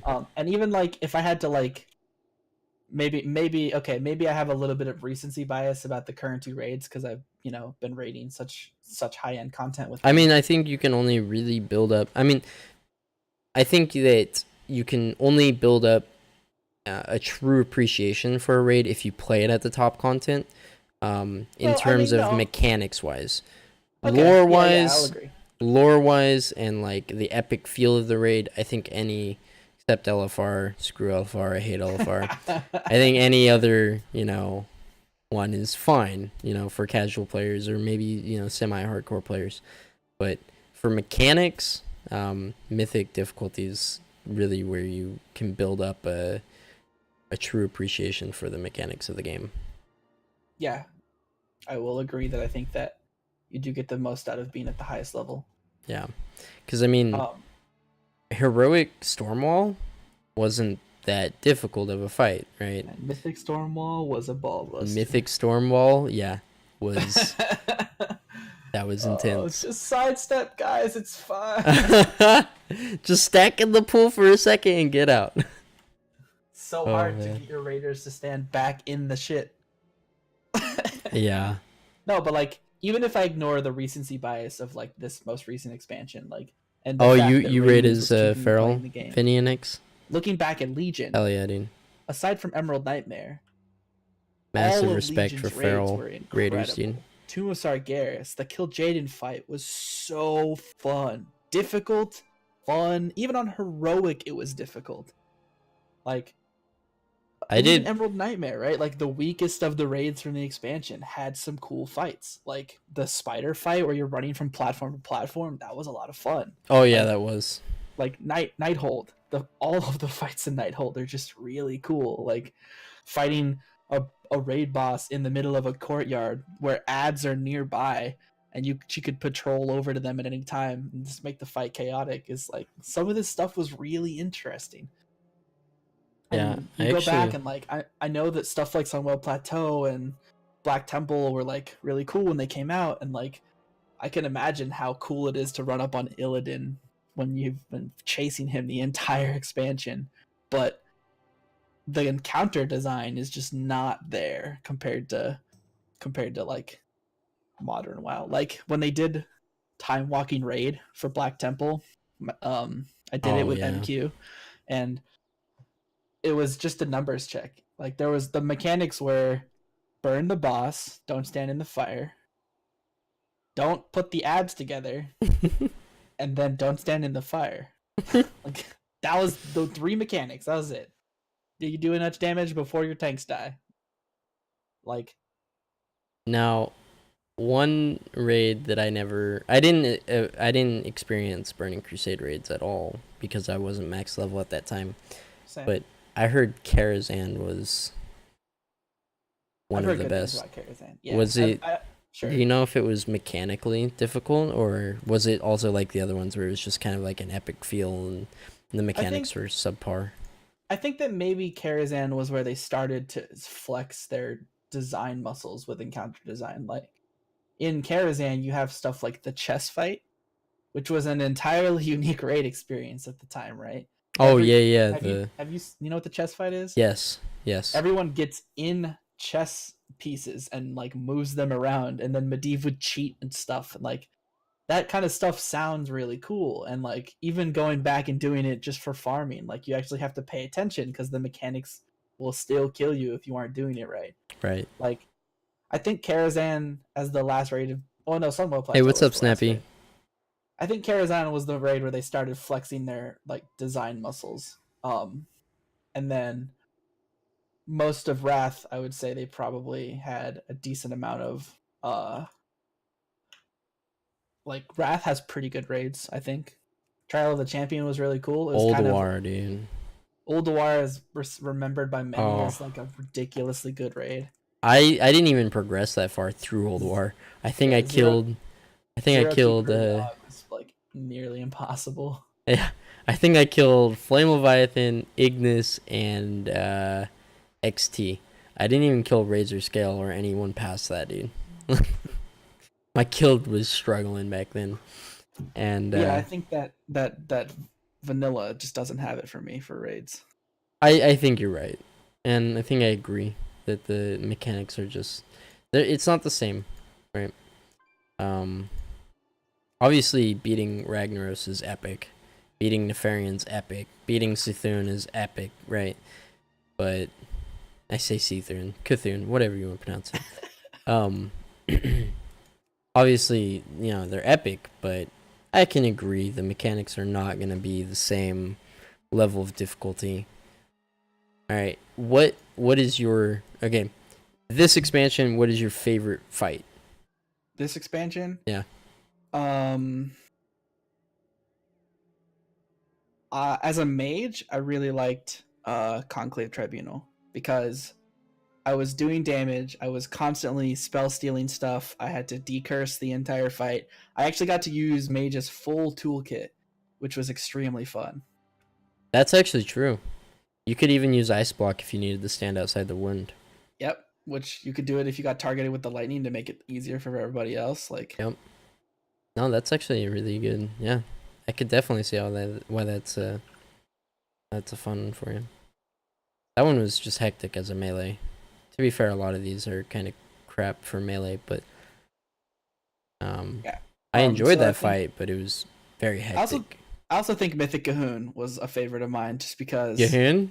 there's Do so you have much bias going because on. that was your first cutting edge, or That's possible. It's absolutely possible. But there's just like so much going on in that fight. Like I don't know any other fight that has that many like mechanics that if your raid fucks up, well, that's it. Start over.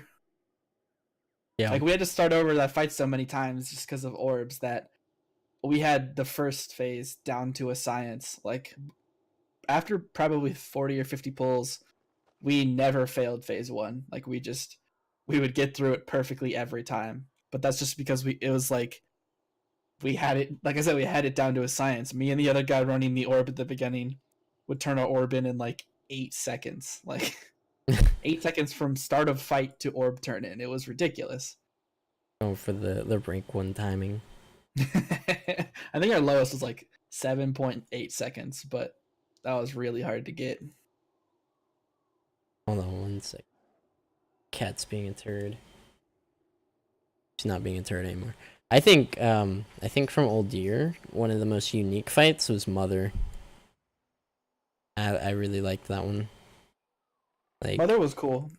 I it also kind of like maybe part of the reason I liked it was it reminded me of that like Resident Evil episode or scene where they you know they're in the hallway with the lasers and they're like doing all the Matrix like stunts to dodge the lasers and I don't know.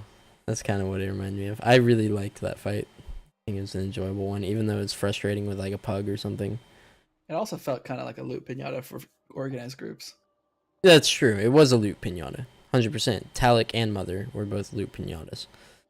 Vectus, I think, was just a pain in the ass fight. Zol was fun. I liked all the AoE in it, and after the Ferals got their rework, it was so fun. Like having dedicated AoE talents and stuff for Zol it was definitely fun. I think Zol was probably one of the more challenging ones for tanks too, if I remember. Because something that they've struggled with in raids in general is getting tanks, you know, mechanics that aren't just okay taunt.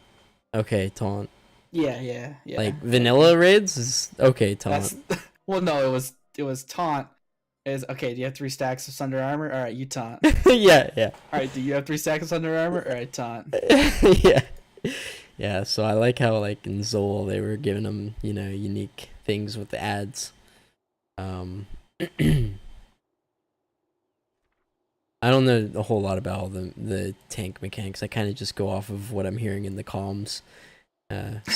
Some fights are clearly just taunting. Like I think Fetid was one where it stacks on the tanks.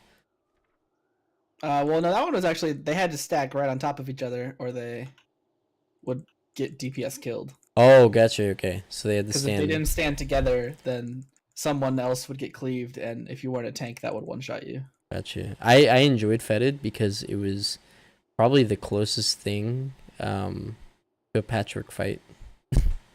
I enjoy patchwork fights because you just get to flex your DPS muscles. Yeah. What is your favorite fight from Legion? Do you have one? My favorite fight in Legion? Yeah. Even though I didn't play in Legion? No. You played some. I think my favorite fight in Legion was actually what was it?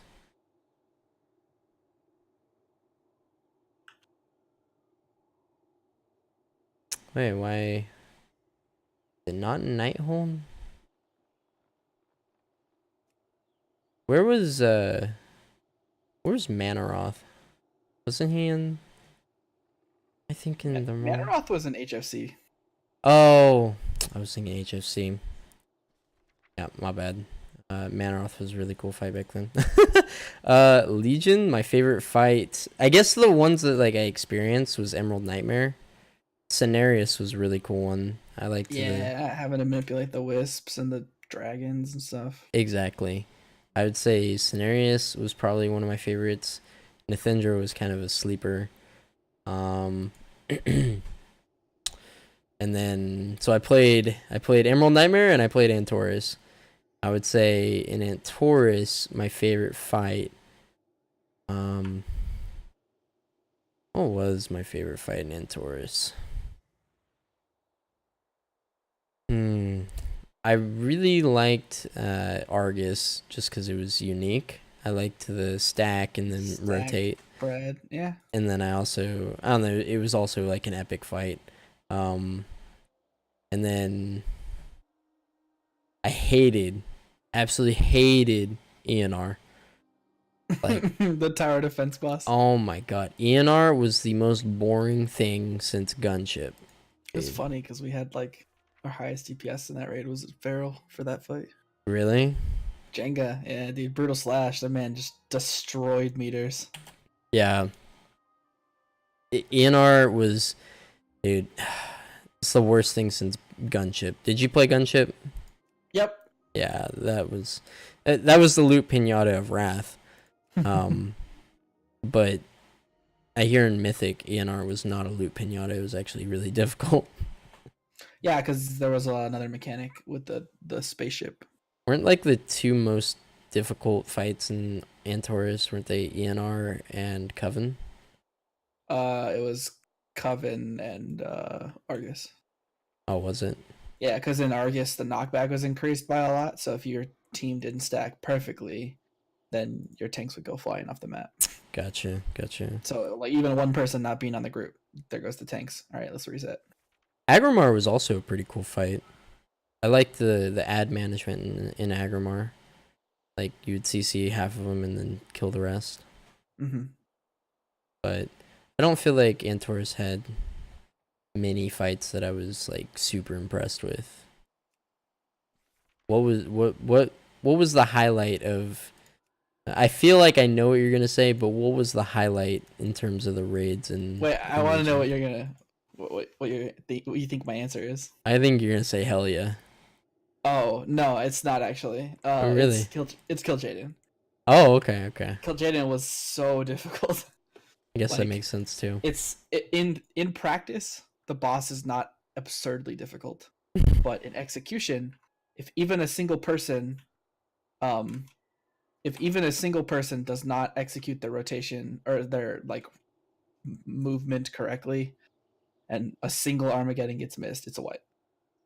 So I don't know. It was getting that boss down finally because we spent longer on that boss on progression than any boss I've ever spent time progressing on, Damn. including my Mythic Guild now. Damn. We spent over a month on Heroic Kill Jaden with MQ. And we had like this was like the MQ of old, like where we had like all of our good players were still playing and stuff. Like, yeah, fuck that fight. I was so happy to be done with it. And man, I hear all this shit, and I actually kind of wish that I would have played in Legion, but yeah, I was having fun on League of Legends, I guess. Yeah, I mean, whatever you enjoy. League of Legends is a fun game in doses, I guess. For me, yeah, I can't really play it anymore, but um, I've kind of burned out on it. But yeah, definitely Kill Jaden. That fight was oh. what do you think about the newest raid?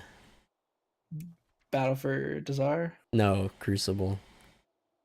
Oh, right. That's Yeah. a thing. I mean, we killed it on Heroic once, and we just didn't care to go back. Oh, you haven't gone back to it? We went back on a Monday night one time because some of us were bored, and we got the first boss down. And then we just had a pug tank who was an idiot, and we didn't feel like finding a new one, so we just didn't do the second boss. I don't know. It's okay. I think that my guild might do it on Mythic after we kill Jaina, and that would be cool, but excuse me. I'm not worried about it. I think that it's fine in practice, but I don't really care about. There were no mechanics in there that made me really excited. And I was the range tank for the first fight, and even that I was just like, whatever. I cast Frostbolt a lot and move around sometimes. Like, there was nothing special about being a range tank. You just had to hit the boss first, and then the healers had to focus the crap out of you. I mean, what do you think about the fact that like Method, you know, like Deep Shades was one of them, says that, you know, the Crucible is some of the best fights ever. Like, I think that the fights are fine. And maybe when I go back on and do them on Mythic with my guild, then I'll care more. But as far as Heroic, like, we one shot Heroic in oh one yeah, night. dude. Like, Yeah. you guys won. It took us 2.5 hours. It took you guys 30 minutes. Like, yeah, you guys literally breezed it. Like, Heroic, I think that it's whatever. dude. On Mythic, it's possible it is some of the best encounter design ever. And, you know, when we each respectively get around to doing that, then that would be really cool. But like we said earlier, unless you do a raid on the hardest difficulty, you don't really have an appreciation for the mechanics of the fight. That's true.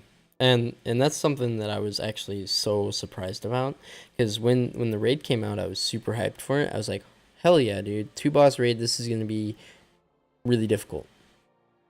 Then Heroic, we completed it in it took us like 40 minutes from start of raid to the end of the raid. To like, AOTC. Yeah, took us 40 minutes, and I was super disappointed in that. But you know, the reason I was so disappointed was because I was like, damn, if this is so easy on Heroic, we downed it in 40 minutes, it's probably going to take us a couple days to do Mythic. But wow, I was actually surprised by the race and how long it took.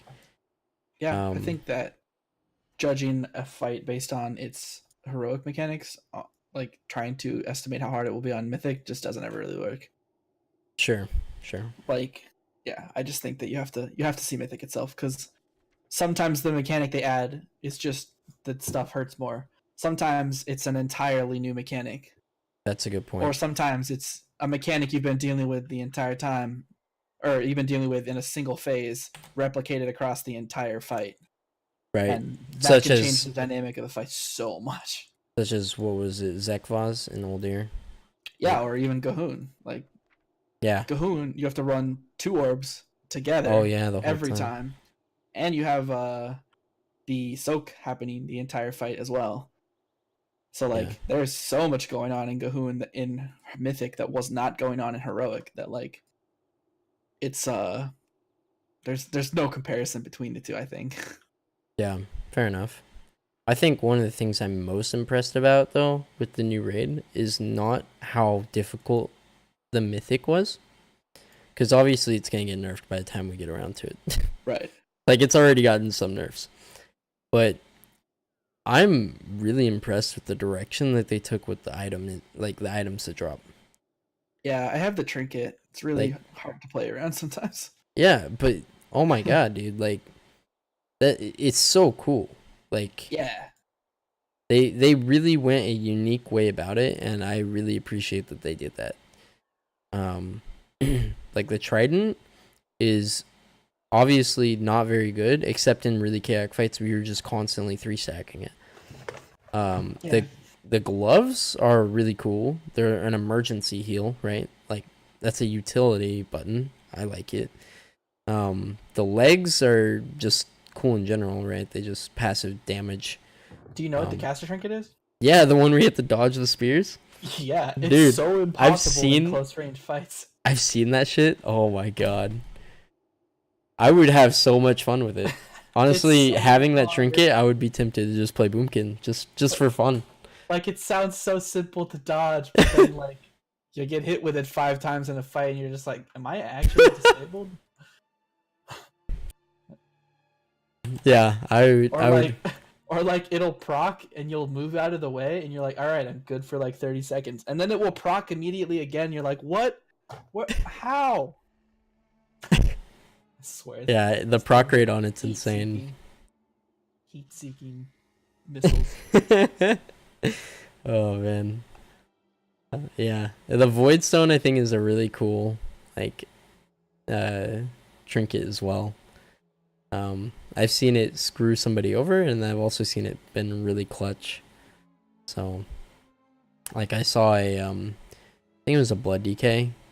He got Void Stoned at like 30% health. The same time he popped his big heal, took the shield off, and then got one shot by the boss that he was tanking. Yeah, I don't know. I think the itemization. I think they should start taking more unique routes with it like that, other than just giving us like stats. You know, Legendaries. fabled Sorry. items. Dude. Fabled items. Fabled items. Yeah. Yeah, I'm actually.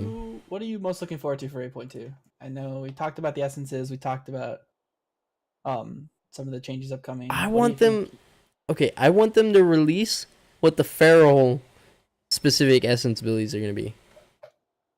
No, it's gonna be you get Incarn or Berserk if you're taking Berserk. Oh my You're gonna god, you have a you're gonna chance get to proc Incarn. Yeah, so what's the duration? What's the base duration of Incarn? 30 seconds. So you'll get 15 seconds of Incarn on proc, Oh my god. and it will reduce the cooldown of Incarn. But it's supposed to be an on use ability. Yeah, and it will. Okay, so 45-second cooldown, you got a 50% chance to pop. Yeah, so the Incarn. way it works is if you have it on cooldown and it procs, it reduces the cooldown by 10 seconds. And then also, if it procs, you get half of its base duration, which in your case is 30 seconds. So you get 15 seconds of Incarn, and it reduces the existing cooldown, whatever's left, by 10 seconds. So you get double dip on the. You're gonna have Incarn all the time, my friend.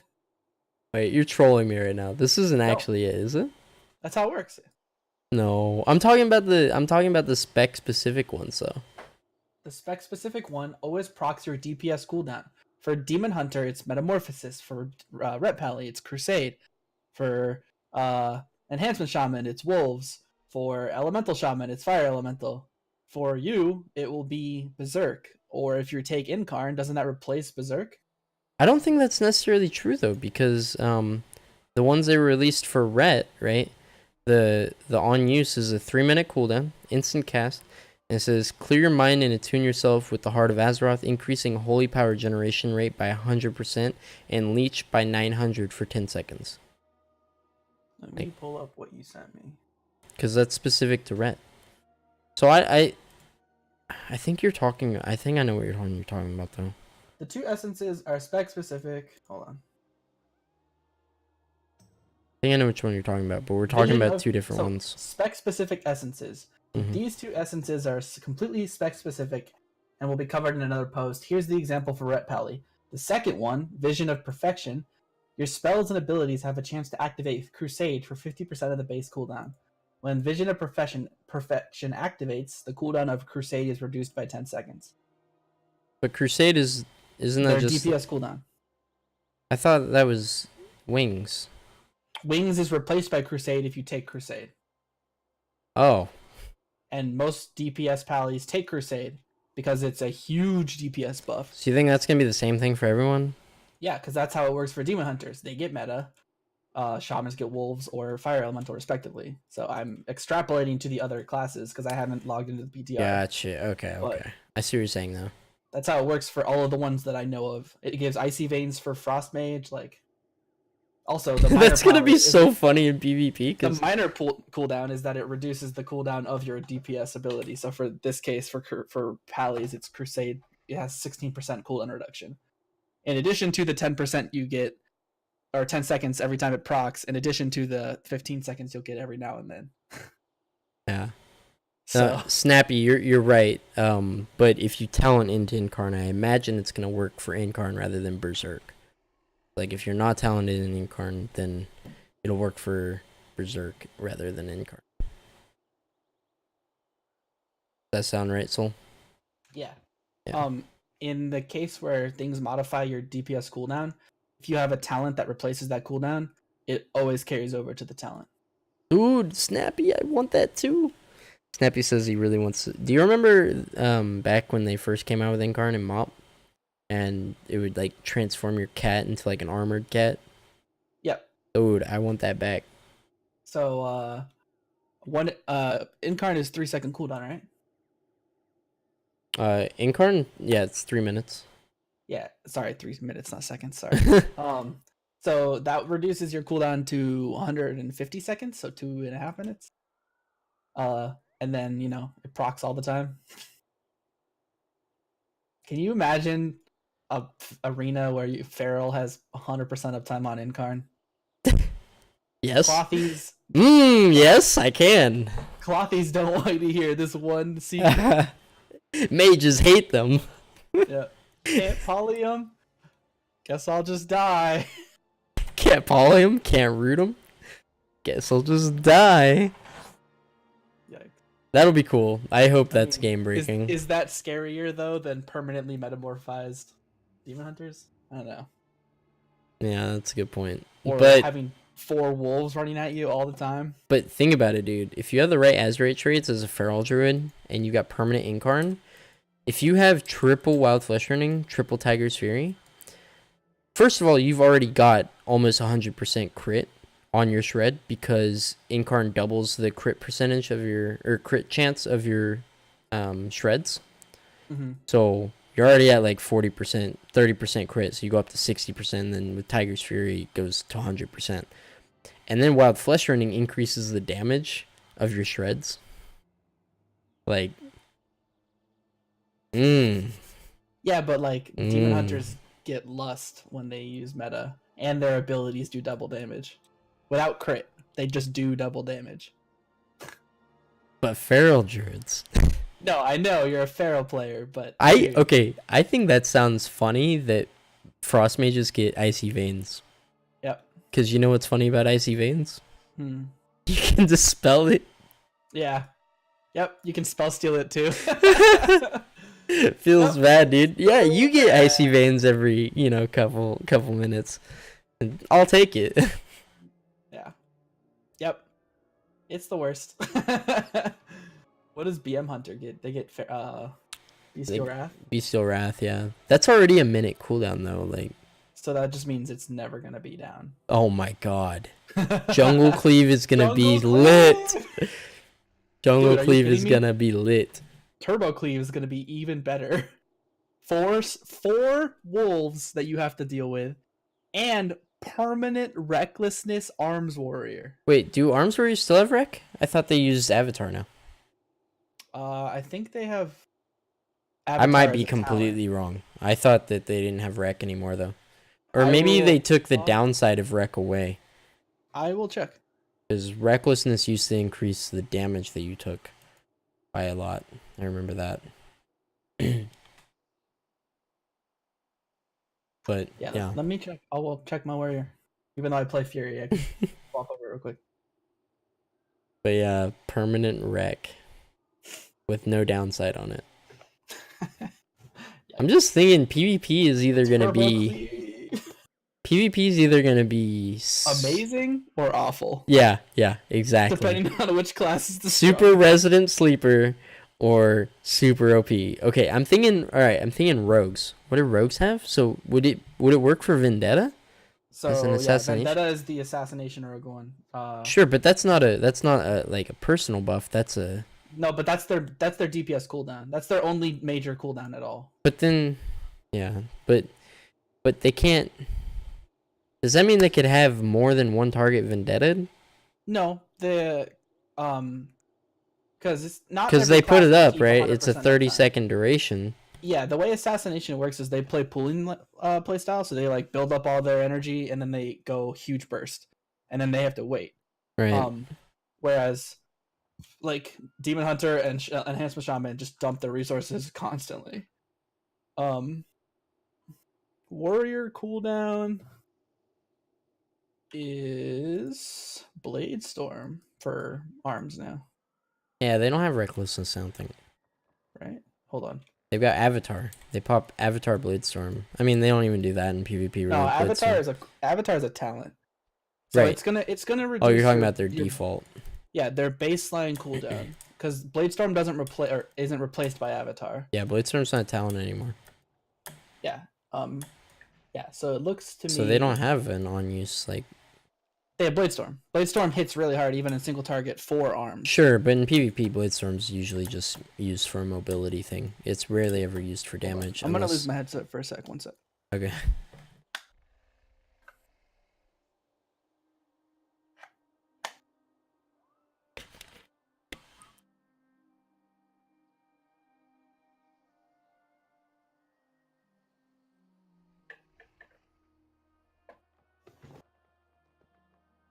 Can you hear me? Yep. Can you hear me? Yeah. Decided to switch out the battery in my headset. Oh, I gotcha. didn't charge it before streaming today, so.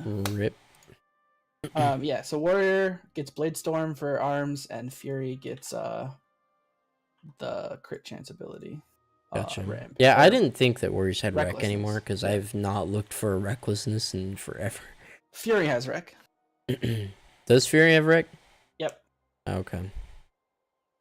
But their cooldown is so short. Like Recklessness is 8 seconds and Bladestorm is 4, 5. So it's not gonna be as impactful as a 30-second meta or a 30-second Incarn or Right. 30-second Wolves. Right. Storm, Earth, and Fire though. Or oh my god, Oh my god. Dude. a Serenity Monk. Oh no. Dude, Storm, Earth, and Fire is gonna be dumb. No, not Windwalker even Monk's that. already Serenity, one-shot dude. people. What does Serenity do? So Serenity replaces Storm, Earth, and Fire. Storm, Earth, and Fire is a 1.5 minute cooldown, 15 seconds of 130% damage, basically. And Serenity is a 1 minute cooldown, 1.5 minute cooldown. Yeah, I think it's 1.5. But it reduces the cooldown of all your abilities by 50% while it's active. So you can, if you plan it correctly, you can Rising Sun Kick, Fist of Fury, Rising Sun Kick. It's not Fist of the Windlord anymore. It's strike of the tiger, white tiger, and then Rising Sun kick again inside of a Serenity window, and you can do that.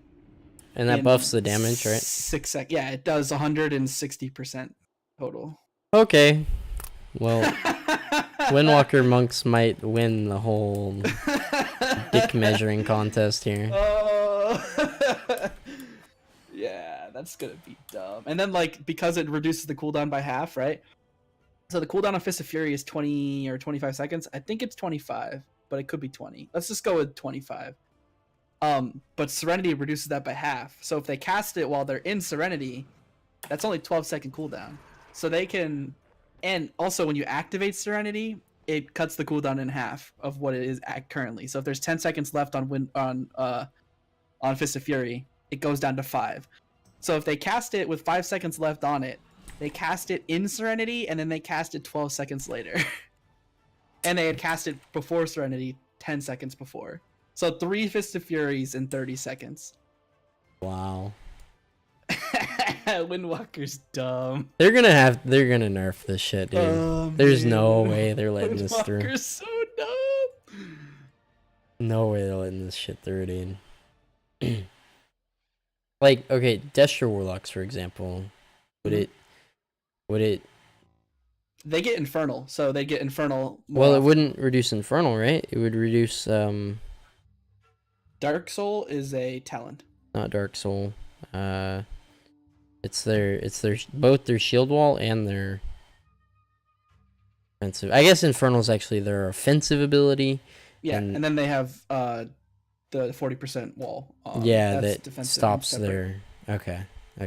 I guess yeah. They're only Destro's only offensive cooldown is Infernal. Yeah. Okay, never mind. I guess in PvP I'm so used to seeing them use what's it called? Unending Resolve. Unending Resolve, there it is. I'm so used to seeing them use that in PvP as their offensive. Affliction Lock gets their summon, or right? Dark Glare or whatever. It like doubles the duration of all their dots on their target. I honestly don't even know what an Affliction Warlock is this expansion. They're almost as rare as Feral Druids, man. Yeah. even worse, Demo Lock. Do you even know what a Demo Lock is? Dude, I actually have seen more Demo Locks this expansion than I've seen Affliction Locks. Really? Yeah. Dang. Demo Locks, they got their rework this expansion. And I actually think their rework is super cool. Like, yeah, but then Destro hasn't been the strongest Warlock spec since MOP, and all of them are loving it. All the people who used to play Destro are like, oh my god, this is so nice. Yeah. Because it's annihilating. Yeah, it's like Wrath of the Lich King Destro. Yeah, or MOP Destro. Like, if you didn't play, yeah, I actually had Kill Jaden's Cunning with no cooldown, like, yep, they could just cast while moving and they just did 1 billion damage. Season 14, 15. Yep. Kill Jaden's Cunning was a mistake. Vengeance tanks are pretty rare. Yeah, Vengeance tanks and Guardian tanks are both really rare. I agree. Vengeance tank is the rarest, but it's also because they're just hands down the weakest tank. Are they weaker than Guardians? Yep, by a lot. Really?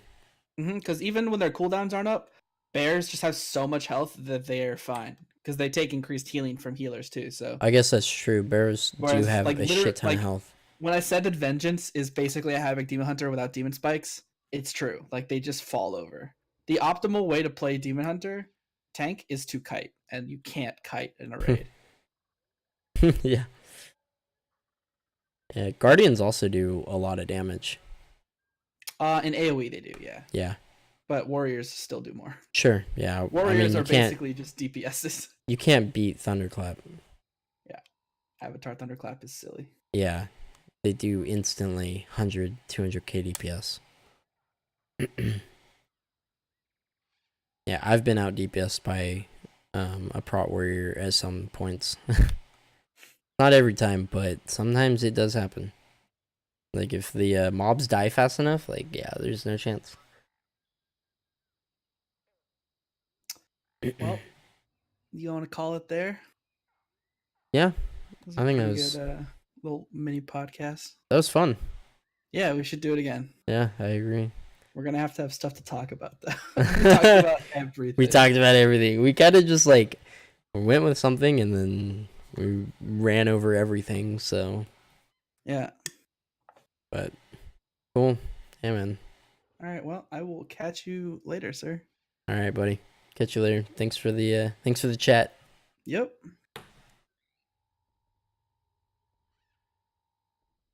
All right, boys.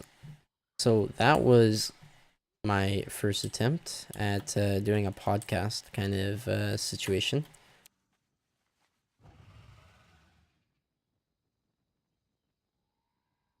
So you guys should let me know what you thought of that, because I had a lot of fun with it. Hopefully you guys enjoyed it as well. We'll be doing some